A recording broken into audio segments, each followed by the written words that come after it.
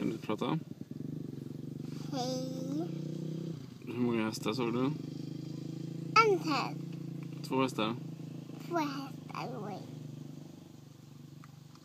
Vems häst var det? Hästen. Sen kommer Charlie. Kommer Charlie nu? Ja. Nej, det är någon annan. Jag vet inte vem det är. Ska du berätta om Mumintrollen?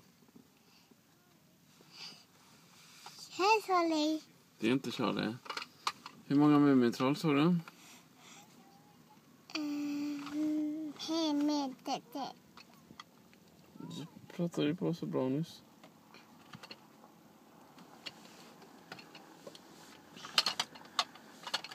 Ska du hälsa till någon? Ska du hälsa till mormor? Hej mamma. Monica. Mamma. Ska vi stänga av då? Dricker något. Ska du säga hej då? Hej då.